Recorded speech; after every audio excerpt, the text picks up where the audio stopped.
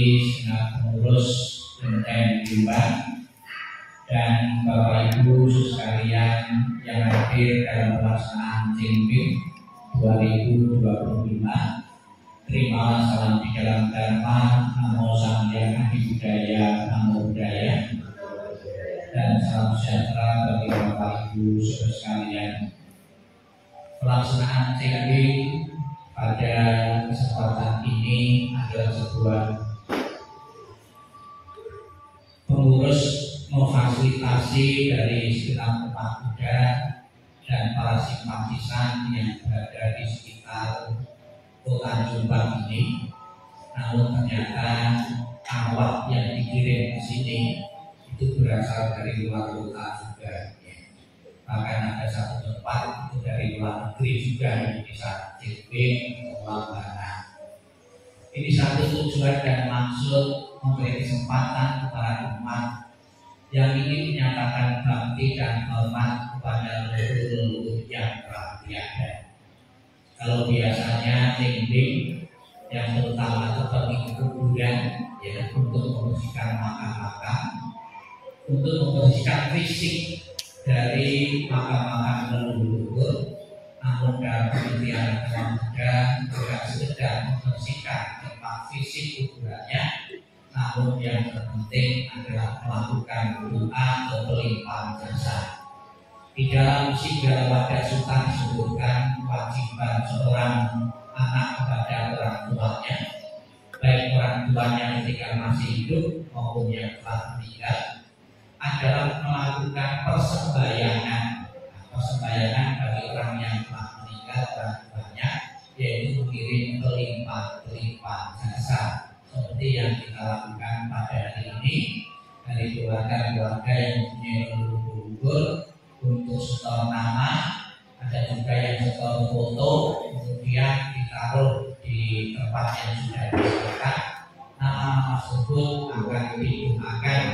Dan juga di samping di belakang diberi persembahan. Tadi kita sudah bersama-sama membaca, mendengarkan ajaran-ajaran Sang Buddha tentang tujuan dan manfaat memberi persaksian kepada yang telah meninggal.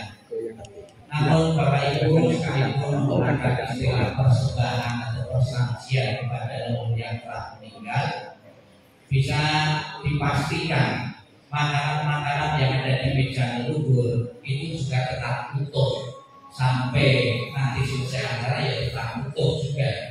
Yang apelnya 5, pesnya 5, dan makanan juga tetap utuh sekalipun dipersembahkan. Dan juga pada kesempatan Cengping ini pengurus memfasilitasi juga untuk umat dibimbing mengadakan function kebajikan dari fase itu luar biasa. Kalau sebagian besar orang itu berpikir melihat lele, melihat belut, melihat gamen itu untuk memakannya, mengkonsumsinya, kita berpikir untuk melepaskannya. Itulah cara Buddhis.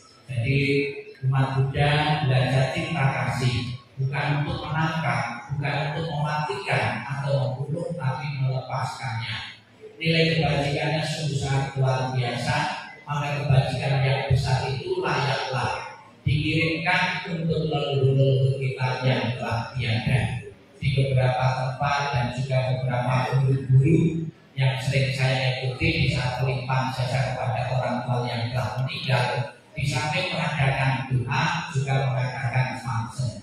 Demikian pula kebajikan dari Bapak Ibu saudara sekalian setelah pelaksanaan function, nanti kebajikan yang sangat besar itu dilimpahkan kepada leluhur yang telah tiada. Bapak Ibu saudara sekalian, membersihkan makam atau menghormat kepada leluhur yang telah tiada itu juga sudah dicontohkan oleh Sang Buddha sendiri. Diceritakan ketika Sang Buddha bersama sekumpulan biku melakukan satu perjalanan di arah selatan di India pada waktu itu.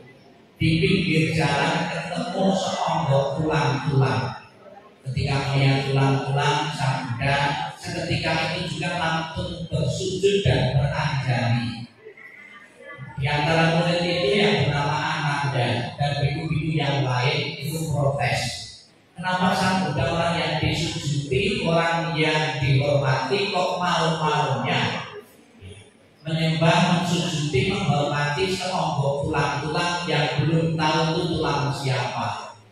Kemudian sang Buddha mengatakan, sekalipun kamu sudah menjadi anggota sangga, sekalipun kamu sudah menjadi anggota sangga beberapa tahun, kamu belum mengerti. Sang Buddha mengatakan, seonggok tulang-tulang itu saya sujudi, kamu hormati. Mungkin itu leluhurku dalam banyak kelahiran yang lampau, mungkin orang-orang tuaku dalam kelahiran yang lampau, maka saya sujudi. Demikian pula Bapak Ibu, sampai sekarang pun di dalam tradisi Chinese kita menghormati seonggok tulang-tulang yang ada di kuburan, bukan sekedar menghormati, memberikan saksi-saksian di depan tulang-tulang kuburan itu dengan satu maksud memberi persembahan, memberikan sesuatu yang layak, menyembah bakti kepada mereka yang layak disujudi, yaitu orang tua kita. Orang tua kita kirim makanan-makanan, sekalipun nanti yang makan juga kita sendiri yang hidup sendiri. Apakah ada pengaruhnya makanan yang dikirim oleh keluarga yang hidup ini tetap ada manfaatnya? Yang meninggal leluhur kita kita tahu.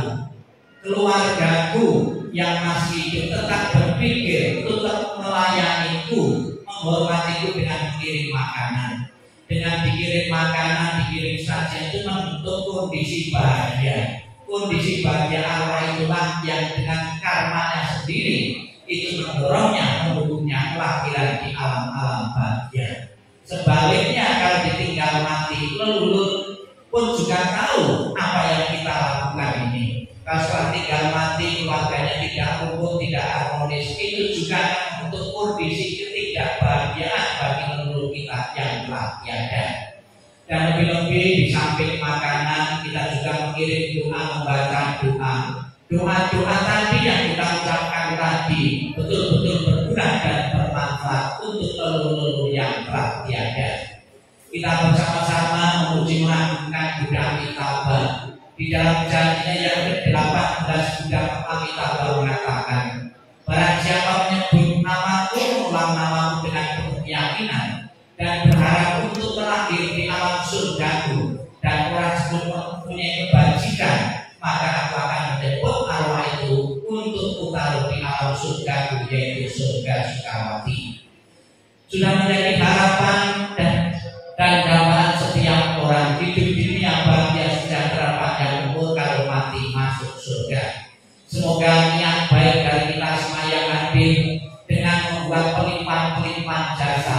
Sang Buddha mengatakan hadiah terbesar yang bisa diberikan keluarga-keluarga yang masih hidup kepada orang yang telah meninggal adalah pengiriman pelimpahan jasa ini. Semoga leluhur kita apabila masih berada di alam penderitaan, dan di alam penderitaan itu masih berhubungan yang hidup dengan pelimpahan jasa, benar-benar terlahir di alam bahagia.